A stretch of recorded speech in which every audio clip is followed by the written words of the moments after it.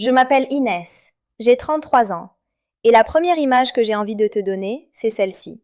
Une salle d'attente d'une maternité à Besançon, un mardi matin de novembre, la lumière plate de l'hiver derrière les vitres, et moi, avec 34 semaines de grossesse et les mains à plat sur le ventre, assise à 2 mètres de ma sœur qui consulte ses emails sur son téléphone sans lever les yeux. Il y a une montre à mon poignet, une vieille lippe trop grande pour moi, avec un trou supplémentaire que j'ai percé moi-même, parce que je ne voulais pas la faire remettre en taille chez un bijoutier. C'était la montre de mon père. Et ce matin-là, je regardais cette montre et je pensais à une seule chose. Dans 7 jours exactement, j'allais poser une chemise cartonnée bleue sur la table du salon de ma mère et je n'allais pas dire un mot de plus que nécessaire. Ma sœur m'avait dit que j'étais inutile. Elle ne savait pas encore ce que j'avais trouvé sur elle. Si tu regardes ce genre d'histoire et que cette chaîne t'accompagne, je te demande de faire une chose simple avant qu'on aille plus loin. Like cette vidéo, abonne-toi si ce n'est pas déjà fait, et dis-moi dans les commentaires d'où tu regardes ça et à quelle heure il est chez toi en ce moment. Les histoires comme celle-là méritent d'être entendues, et elles méritent d'être partagées avec quelqu'un qui te comprend vraiment. Maintenant, laisse-moi t'emmener au début. Je suis née à Montbéliard, dans une ville qui sent l'usine et les tilleuls selon la saison, dans un appartement F4 du 2e étage d'une barre HLM que ma mère a toujours tenu avec une rigueur de couturière. Les sols cirés le samedi matin, le linge plié en carré parfait, le couscous du dimanche qui commençait à cuire le vendredi soir pour que le bouillon ait le temps de prendre. On était 4, Nadia, l'aînée, moi, et Karim, le cadet. Mon père Youssef travaillait aux lignes de montage de PSA. Ma mère Fatima avait arrêté de travailler à mes 10 ans pour s'occuper de nous. Et dans cette famille, dès que j'ai eu l'âge de comprendre les hiérarchies silencieuses, j'ai compris une chose très simple. Nadia était la réussite, et moi, j'étais la fiable. Nadia avait décroché le concours d'une école de commerce à Lyon à 22 ans, et depuis ce jour-là, chaque repas du dimanche commençait par les nouvelles de Nadia. Son appartement dans le 6e, son salaire, son mari Julien qu'on appelait le gendre parfait, avec un sérieux qui ne se discutait pas. Et moi je passais les plats, je débarrassais, je répondais quand on m'adressait la parole, et j'écoutais le silence poli qu'on faisait autour de mon BTS, de mon labo pharmaceutique, de ma vie à Besançon qui ressemblait à ma vie à Besançon et à rien d'autre. Ce que j'ai internalisé, c'est que la discrétion protège. Ce que je n'avais pas vu encore, c'est qu'elle expose aussi. Parce qu'il y avait quelque chose ce soir-là dans l'enveloppe que Nadia avait posée sur la table. Une lettre médicale, une seule page, dont j'aurais dû remarquer le détail dès le premier regard. Il n'y avait pas d'en-tête imprimée. Juste un tampon. Un tampon un peu flou, comme passé à la photocopieuse 2 fois de trop. Je l'ai noté mentalement, une demi-seconde, et j'ai rangé cette pensée. J'avais d'autres choses à digérer ce soir-là. Avant ce repas du dimanche, j'avais passé 6 ans à construire ma vie à la façon dont je travaillais au laboratoire, méticuleusement, sans chercher de validation extérieure. 16 400 € d'économie sur un livret A, construit à 60 € de côté tous les 15 jours, 120 les semaines d'heures supplémentaires. Un T2 à 580 € par mois que je connaissais par cœur. J'avais changé moi-même le joint de la baignoire, repeint la cuisine en blanc cassé un week-end de mars, parce que la couleur précédente me rendait triste le matin. Je n'avais jamais demandé d'aide financière à ma famille depuis mes 25 ans. Pas une seule fois. Mon travail consistait à vérifier des lots de médicaments injectables avant distribution, des contrôles de pureté, des analyses de stabilité, des procédures que je connaissais par cœur et que je refaisais quand même chaque fois sans raccourci, parce que c'est comme ça que ça marche, la rigueur. Tu ne sautes pas une étape sous prétexte que tu l'as fait 1000 fois. 3 semaines avant ce repas du dimanche, Nadia m'avait invitée à dîner à Lyon. Elle avait dit « pour qu'on puisse se parler vraiment ». On s'était très peu parlé vraiment. Et au moment du débarrassage, pendant que Julien et Nadia restaient à table à finir leur verre, j'emportais les assiettes vers la cuisine. Et Nadia avait dit, à voix basse, sans même me regarder. « Tu n'as jamais vraiment été bonne à grand-chose, mais peut-être que ton corps, lui, il pourra servir à quelque chose. » J'avais posé les assiettes dans l'évier. J'avais senti l'eau tiède sur mes mains. J'avais dit « je vais y réfléchir ». Je n'avais pas pleuré.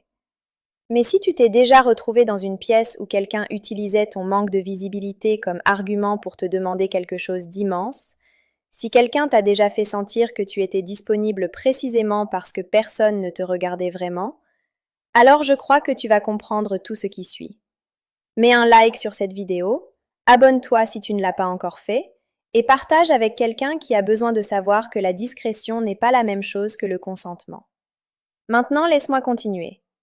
Au repas du dimanche, quand ma mère m'a regardée avec cette certitude dans les yeux, « Toi, tu n'as pas de vie à protéger, alors fais ça pour ta sœur. » J'ai cherché Karim du regard. Il était au bout de la table, les bras croisés, et il me regardait.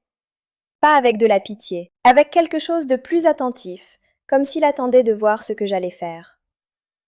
Karim ne parle pas beaucoup dans les réunions de famille, il observe, et les rares fois où il parle, ce qu'il dit tient en une phrase et ne se discute pas. Ce soir-là, il n'a rien dit pendant le dîner. Mais en partant, en enfilant son blouson dans l'entrée, il m'a attrapé le bras une seconde et il a dit « T'es pas obligé ». C'est tout. Il est parti. J'y ai pensé toute la nuit. Je n'étais pas obligée. Mais j'allais quand même le faire, pas pour les raisons qu'il pensait, pas par douceur ou par sens du sacrifice. Avant de signer quoi que ce soit, j'avais pris rendez-vous avec mon médecin généraliste, le docteur Renaud, et je lui avais décrit ce qu'on m'avait dit. Insuffisance ovarienne fonctionnelle légère, grossesse naturelle compromise. Il avait levé les sourcils avec l'air de quelqu'un à qui on vient de dire que l'eau brûle. Mais une oligoménorrhée légère, ça se régule très facilement avec un traitement hormonal standard. Ce n'est absolument pas un diagnostic d'infertilité. Je l'avais remercié, j'étais rentrée chez moi. J'avais créé un dossier sur mon ordinateur que j'avais appelé « Note famille » et j'avais tapé une seule ligne. Oligoménorrhée légère, traitable, pas infertilité. Puis j'avais appelé Nadia et je lui avais dit que j'acceptais. Le lendemain, j'avais signé le protocole d'accord que Julien avait rédigé. Et pendant que j'apposais ma signature, j'avais pensé au tampon flou sur la lettre médicale. Puis j'avais rangé le stylo et je n'en avais plus parlé pendant 6 semaines. Ma sœur avait proposé qu'on utilise son propre gynécologue pour le suivi de ma grossesse, le docteur Beaumont à Besançon. Elle avait dit que c'était pour simplifier les choses, puisqu'il me connaissait déjà. J'avais dit oui. Ce que je ne savais pas encore, c'est que ce choix, ce détail logistique qu'elle avait présenté comme une gentillesse, allait être exactement le fil que je tirerais, 7 mois plus tard, pour que tout se défasse. Les premiers mois de grossesse, il s'est passé quelque chose que je n'avais pas anticipé. Le silence. Pas le silence de quelqu'un qui ne sait pas quoi dire. Le silence de quelqu'un qui a décidé que tu n'existais plus vraiment, maintenant que tu as signé. Nadia appelait ma mère 2 fois par semaine. Elle ne m'appelait pas. Elle envoyait des messages pratiques. Le prochain rendez-vous au cabinet Beaumont est le jeudi 14. N'oublie pas de prendre ton carnet de maternité. Des messages qui auraient pu être envoyés à une prestataire de service. Et moi, je répondais avec le même registre, parce que c'est comme ça qu'on fonctionnait maintenant, Nadia et moi, comme 2 personnes impliquées dans une transaction dont l'une d'elles feignait de croire qu'elle était un acte d'amour. Ce qui m'a été rapporté en premier, c'est venu d'une amie d'amis, quelqu'un qui vivait à Lyon et qui m'avait envoyé un message hésitant, en commençant par « Je ne sais pas si tu es au courant, mais… » Nadia avait parlé de la situation à son entourage lyonnais. Pas comme d'une grossesse pour autrui dans le cadre d'une famille, comme d'une convention avec une mère porteuse rémunérée de confiance. Rémunérée. Je n'avais touché aucun argent. Je n'en avais jamais demandé. Ça m'avait pris un moment de comprendre ce que ce mot faisait. Il transformait mon geste en contrat commercial. Il me donnait un rôle sans dignité narrative. Et surtout, il interdisait à quiconque de poser des questions sur ce que Nadia avait bien pu promettre pour obtenir ce que j'avais accepté. J'avais archivé le message, j'avais pris un thé, j'étais passée à autre chose, enfin, à la surface. Je n'arrête pas de penser à ce que ça veut dire quand quelqu'un utilise ton amour pour lui comme argument pour réécrire ce que tu as fait. Savoir exactement quels mots utiliser pour que tu sembles moins généreuse et eux moins redevables. Je me demande si tu t'es déjà retrouvée dans une situation comme celle-là, où quelqu'un a reformulé ta réalité pour que la tienne disparaisse. Mets-le en commentaire si ça résonne, je les lis tous. Ce que ça coûte. De continuer à fonctionner pendant que quelque chose en toi saigne silencieusement, c'est quelque chose que tu ne mesures vraiment qu'à retardement. J'allais au travail. Je faisais mes contrôles de qualité sur les lots. Je prenais les ascenseurs avec mes collègues. Je répondais aux questions sur «Comment tu te sens?» avec le sourire de quelqu'un qui va bien, parce que c'est la réponse la plus économique. Le soir, je rentrais dans mon T2, je posais ma main sur le ventre, et je restais là dans le silence à essayer de séparer ce que je ressentais pour l'enfant de ce que je ressentais pour la situation. Ce n'était pas une chose facile à démêler. Un mercredi de septembre, il pleuvait, une de ces pluies grises de Franche-Comté qui ne décident pas entre bruine et averse. Une chanson s'est mise à tourner sur la radio de la cuisine pendant que je faisais réchauffer de la soupe. Une chanson que mon père chantait faux le dimanche matin. Je n'avais pas entendu cette chanson depuis ses funérailles. Je suis restée 11 minutes assise sur la chaise de cuisine avant de pouvoir me lever. Je n'admettrai jamais à voix haute ce à quoi j'ai pensé pendant ces 11 minutes. Que si mon père avait été là, personne dans cette famille n'aurait osé me regarder de cette façon-là. Que sa mort avait rendu mon invisibilité permanente d'une façon que je n'avais pas encore vraiment mesurée. Il y a eu un moment où j'ai failli appeler Nadia. Pas pour négocier, pas pour me plaindre, juste pour dire « Tu sais que ce que tu as dit est vrai dans l'autre sens aussi ?» Que les corps utiles, ça s'épuise? J'ai regardé son prénom sur l'écran de mon téléphone pendant 40 secondes. Puis j'ai posé le téléphone. Ce qui m'a arrêté, c'est que j'avais compris quelque chose depuis plusieurs semaines déjà. Les conversations avec Nadia n'étaient plus des échanges, c'était des performances. Elle décidait du script à l'avance, et si je m'écartais du script, elle reformulait jusqu'à ce que ce soit elle qui ait raison. Je ne voulais pas lui donner cette scène. Pas encore. Pas comme ça. La consultation au cabinet du docteur Beaumont en octobre. J'avais 5 mois et 2 semaines. L'assistante s'appelait Marion, une femme d'une cinquantaine d'années avec des lunettes en demi-lune et une organisation millimétrée que j'appréciais. Ce jour-là, elle avait l'air légèrement préoccupée en préparant mon dossier. Elle fouillait dans les chemises, revenait en arrière. Elle avait posé une feuille devant moi et dit « Il y a une page qui ne devrait pas être dans votre dossier, je vais la récupérer. » Elle avait dit ça avec le naturel de quelqu'un qui corrige une erreur administrative sans lui donner d'importance. Mais elle avait posé la feuille devant moi, côté texte visible, pendant qu'elle retournait chercher quelque chose dans l'armoire à dossier. Il y avait le nom de Nadia en haut de la page, et dessous, le titre « Bilan de fertilité, résultat complet, 14 mars 2023 ». J'avais lu la première ligne, puis la deuxième, puis la troisième. Mon cœur battait de façon très calme et très différente de ce que j'aurais attendu. Pas une accélération, quelque chose de l'ordre du ralentissement, comme quand ton cerveau comprend quelque chose avant que ton corps ait eu le temps de réagir. La page 4. Je savais que c'était la page 4 parce qu'il y avait 4 sur 6 en bas à droite. J'ai sorti mon téléphone, j'ai pris une photo, j'ai remis mon téléphone dans ma poche. Quand Marion est revenue, j'ai dit « Je crois qu'il y a une page ici qui appartient à un autre dossier. » Elle l'a récupérée avec un merci distrait. La consultation s'est terminée normalement. J'avais un résultat de croissance fœtale à regarder, et je l'ai regardé avec une attention complète, parce que c'est ce que je faisais. Je terminais ce que j'avais commencé. En rentrant ce soir-là, dans le bus, j'avais regardé la photo sur mon téléphone une seule fois. Puis je l'avais transférée dans le dossier « Note famille » sur mon ordinateur. Je n'avais pas relu ce qui était écrit. Je savais déjà ce qui était écrit. Je savais depuis le commentaire du docteur Renaud, depuis des mois. Mais maintenant j'avais la preuve, signée, datée, avec le numéro RPPS du docteur Beaumont en bas de page. Karim est passé le lendemain soir avec une barquette de soupe de légumes de la supérette d'en bas, parce que c'est ce qu'il faisait depuis que la grossesse avait commencé. Il passait une fois par semaine, il apportait quelque chose à manger, il s'asseyait à la table de ma cuisine, et on parlait de tout sauf de ça. Ce soir-là, on avait parlé de son chantier à Belfort, d'une installation électrique dans une bâtisse ancienne, avec des murs de 50 centimètres. Et à un moment, il s'était levé pour rincer sa tasse à l'évier, et il m'avait regardé de dos pendant quelques secondes, et il avait dit « T'as l'air différente ce soir. Pas en mal, juste différente. » Je n'avais rien dit. Il était reparti avec son blouson et ses clés, et dans l'entrée il s'était retourné, et pour la deuxième fois depuis le début de tout ça, il avait dit quelque chose qui tenait en une phrase. « Quand t'es prête, je suis là. » Il avait fermé la porte. Je m'étais assise dans le couloir, le dos contre le mur, les genoux aussi hauts que mon ventre le permettait encore. Et j'avais pensé à la réunion que Nadia avait annoncée pour la semaine suivant l'accouchement. Une réunion de famille, chez maman, pour marquer le moment comme il se doit. Et j'avais ouvert mon ordinateur et j'avais commencé à chercher. Ce que je cherchais ce soir-là sur mon ordinateur, c'était le nom d'un avocat spécialisé en droit de la famille à Besançon. Pas pour engager une procédure immédiatement, juste pour savoir.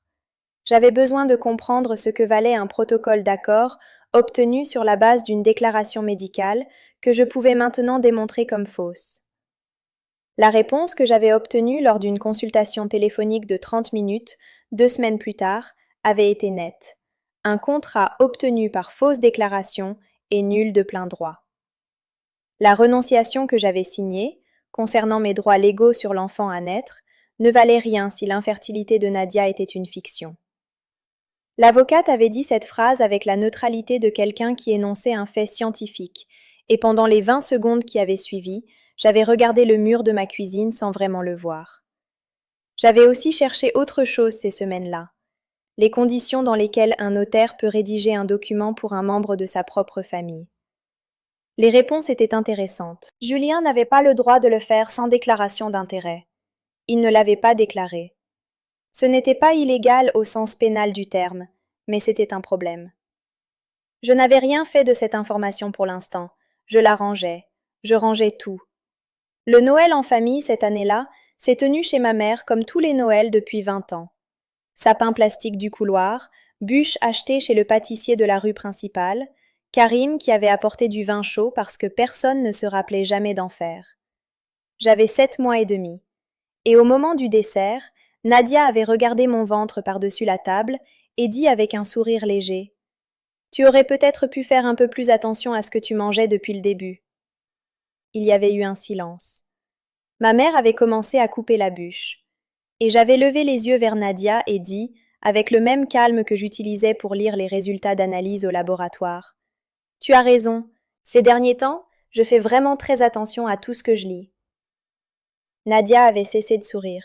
Ses yeux avaient cherché quelque chose dans mon regard. Une indication, une fissure, un signe de ce que je savais exactement. Elle n'avait rien trouvé. Karim, au bout de la table, avait regardé son verre avec l'air de quelqu'un qui écoute une fréquence que les autres n'entendent pas. J'avais accouché à 37 semaines et 2 jours, un vendredi matin, avec une sage-femme qui s'appelait Lucie et qui ne m'avait pas quitté des yeux pendant 6 heures. Nadia n'était pas là. Elle avait dit qu'elle préférait attendre que tout soit propre et calme avant de venir. Ces 2 jours seuls dans la chambre de la maternité, avec l'enfant posé contre ma poitrine par moments et posé dans le berceau transparent les autres, avaient été les 2 jours les plus étranges de ma vie. Je n'essaierai pas de décrire ce que j'ai ressenti, parce que c'était trop complexe, trop emmêlé, et que personne ne m'avait donné de mots pour ça. Ce que je peux dire, c'est que pendant ces 2 jours, j'avais imprimé 3 fois la photo de la page 4 sur l'imprimante de l'accueil de la maternité, avec la complicité discrète d'une aide-soignante qui m'avait juste dit « Ne me demandez pas pourquoi j'ai dit oui ». J'avais glissé les 3 copies dans une chemise cartonnée bleue achetée à la papeterie d'en bas de chez moi avant l'accouchement. Et le matin de la réunion de famille, j'avais mis mon pull côtelé bordeaux, mes bottines en daim marron, la montre de mon père. J'avais pris le train de 7h40 pour Montbéliard. Dans le couloir du wagon, quelqu'un avait ouvert la fenêtre et l'air d'hiver était entré. Froid, propre, avec cette odeur de rails mouillés que j'associe depuis l'enfance au fait de rentrer à la maison. Nadia avait apporté des fleurs. Des tulipes blanches dans du papier craft, posées sur le buffet du salon comme un accessoire de scène. Julien était là, en costume, souriant. Le père de Julien, Henri Charbonnier, médecin retraité de 67 ans, un homme au visage calme avec des lunettes rondes, était assis dans le fauteuil près de la fenêtre. Ma mère était dans la cuisine à terminer le café. Et dès que j'ai posé la chemise bleue sur la table basse, j'ai vu Nadia voir la chemise. Sa posture a changé d'1 centimètre. Juste 1 centimètre. Mais je l'ai vue. Nadia a pris la parole en premier. Elle avait préparé quelque chose, c'était évident. Les mots sortaient dans un ordre trop lisse. Elle a dit que c'était un jour extraordinaire, que ce qu'Inès avait fait était un acte d'amour sans précédent, que la famille ne l'oublierait jamais. Elle a utilisé le mot générosité 2 fois et le mot amour 3 fois. Elle regardait ma mère en disant ça, pas moi. Julien acquiesçait. Henri Charbonnier regardait la chemise bleue sur la table avec une curiosité tranquille. Ma mère est sortie de la cuisine avec le café, elle a posé les tasses, elle s'est assise, et elle m'a regardé avec dans les yeux quelque chose que je n'avais pas vu depuis très longtemps, de l'attention réelle. J'ai dit, sans élever la voix, « Avant qu'on continue, j'aimerais que maman lise quelque chose à voix haute. » J'ai ouvert la chemise. J'ai sorti une page. Je l'ai posée devant Fatima. Il y avait encore la lettre au tampon flou dans mon sac, celle que Nadia avait fournie au début, sans en-tête certifiée, émanant d'un généraliste dont le cabinet avait fermé depuis 18 mois. Ces 2 documents côte à côte parlaient d'eux-mêmes sans que j'aie besoin de dire un mot de plus. Fatima a mis ses lunettes. Elle a regardé le nom en haut de la page. Elle a commencé à lire. Sa voix était celle qu'elle avait quand elle lisait les lettres de l'administration. Lente, appliquée, consciente de chaque mot. Aucune contre-indication à la grossesse naturelle. Oligoménorrhée fonctionnelle légère, traitée par régulation hormonale simple. Pronostic de conception favorable. Elle s'est arrêtée. Elle a relu le nom en haut de la page. Elle a levé les yeux vers Nadia. Henri Charbonnier a dit, très calmement, avec la précision de quelqu'un pour qui les mots médicaux ont une signification technique irréfutable. Mais ça veut dire qu'elle aurait pu concevoir naturellement ? Il n'a pas fini sa phrase. Il n'en avait pas besoin. Julien avait cessé de sourire. Nadia n'avait plus de discours. Il ne s'était pas effondré en crise. C'était plus lent que ça, plus réel. Comme regarder quelqu'un dont la performance trop bien répétée vient de perdre son public. Le tailleur écru, la montre longine, les tulipes blanches dans leur papier craft, tout ça semblait soudain appartenir à une version de Nadia que personne dans cette pièce ne reconnaissait. Si cette histoire t'a touché comme elle m'a touché quand j'ai finalement compris que j'avais attendu le bon moment sans même savoir que j'attendais, mets un like. C'est petit mais ça compte vraiment. Et puis j'ai vu quelque chose. Un moment, juste un. Dans les yeux de ma sœur, sous la performance qui s'effondrait, il y avait quelque chose que je n'y avais jamais vu. Pas de la honte calculée. Quelque chose de beaucoup plus vieux, une peur d'enfant, quelque chose d'antérieur à Lyon, et au tailleur, et au mariage, et à tout ce qu'elle avait construit pour ne plus être Nadia Ferraud de Montbéliard. Je comprenais, une seconde, ce que c'était d'être elle. Ça ne changeait rien à ce que j'allais faire. Mais je l'avais vu. J'ai rangé la page dans la chemise. J'ai fermé la chemise. J'ai dit une seule phrase. Je serai heureuse de rencontrer un avocat avec vous la semaine prochaine pour ce qui concerne le protocole d'accord. J'ai pris mon manteau sur le dossier de la chaise. J'ai serré la main de ma mère. Pas un geste calculé, juste un réflexe. Et je suis sortie. Le couloir de l'immeuble sentait la cire d'abeille et le radiateur chaud. Je suis descendue les 2 étages à pied, j'ai poussé la porte de l'immeuble et l'air d'hiver est entré dans mes poumons comme la première fois depuis des mois que je respirais vraiment. Je suis restée sur le trottoir peut-être 3 minutes, sans bouger. Puis mon téléphone a vibré dans ma poche. C'était un message. Je l'ai regardé. Le message était de Karim. Il avait écrit « J'étais dans le couloir, j'ai entendu. T'avais pas besoin de moi aujourd'hui. » Une phrase. Puis « Je suis en bas si tu veux qu'on marche. » Je suis descendue jusqu'à lui. On a marché 20 minutes dans les rues de Montbéliard, sous un ciel blanc d'hiver, sans parler beaucoup. Il avait les mains dans les poches. Moi aussi. C'était suffisant. Dans les jours qui ont suivi, les choses se sont mises à bouger d'elles-mêmes, dans l'ordre naturel de ce que la vérité fait quand elle sort enfin à l'air libre. L'avocate avait confirmé ce qu'elle m'avait annoncé au téléphone. Le protocole d'accord était nul. Julien, en tant que notaire, avait rédigé un acte sans déclarer son lien familial avec l'une des parties et sans s'assurer de l'exactitude des pièces médicales fournies. L'ordre des notaires de Lyon a été informé. Je n'ai pas eu à demander ça. C'est Henri Charbonnier qui a fait la démarche. Il l'a fait sans m'en parler d'abord, sans chercher ma permission. Je l'ai appris par un mot laissé dans ma boîte aux lettres, une enveloppe à l'en-tête de son ancienne clinique, 3 lignes manuscrites. J'aurais dû voir plus tôt, Je suis désolée. Je n'ai pas répondu, mais j'ai gardé le mot. Ce qui s'est passé pour Nadia ensuite, je l'ai appris de seconde main, par bribes, sur plusieurs semaines. Les amis lyonnais qui avaient entendu la version mère porteuse rémunérée ont compris pourquoi la version officielle avait changé si brusquement. Le registre des naissances a suivi son cours légal, sans la renonciation annulée. L'enfant a un statut, un nom, des droits. Nadia et Julien ont eu des conversations avec un avocat à eux. Je n'ai pas su exactement ce qui s'est dit entre eux, je ne voulais pas savoir. Ce que je savais, c'est que les conséquences étaient entièrement les leurs. Je n'avais pas à les amplifier. Je n'avais pas à les subir non plus. Ma mère m'a appelé 15 jours après la réunion.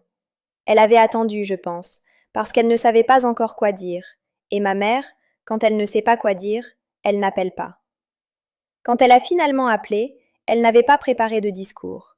Elle avait dit « Je t'ai écouté ce jour-là, vraiment écouté. Je crois que c'est la première fois depuis longtemps que je t'écoute vraiment. » Elle n'avait pas dit qu'elle avait eu tort. Elle n'avait pas demandé pardon avec les mots exacts.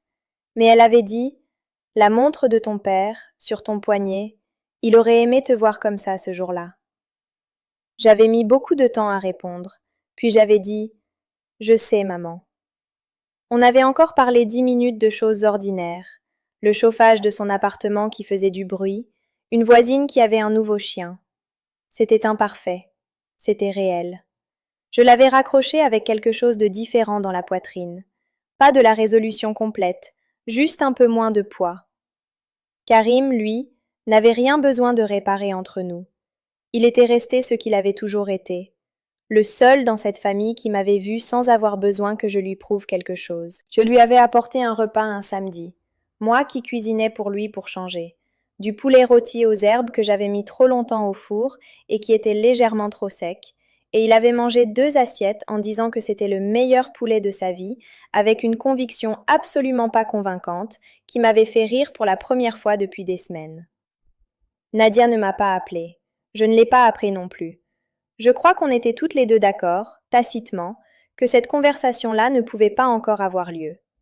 Et peut-être qu'elle n'aurait pas lieu avant longtemps. J'avais accepté ça. 3 semaines après la réunion de famille, j'ai écrit une lettre. Pas pour Nadia, pour moi. Je voulais poser les choses quelque part où elle ne pourrait plus me revenir dessus par surprise. Je l'ai écrite à la main, sur du papier ordinaire, assise à ma table de cuisine avec le café du matin et la lumière grise de décembre derrière les vitres. J'ai écrit tout ce que j'aurais voulu dire depuis 7 mois, pas avec de la rage. La rage était passée depuis longtemps, et ce qui restait était beaucoup plus calme et beaucoup plus tranchant. J'ai écrit « Ma vie n'est pas un espace vide en attente d'être utilisé.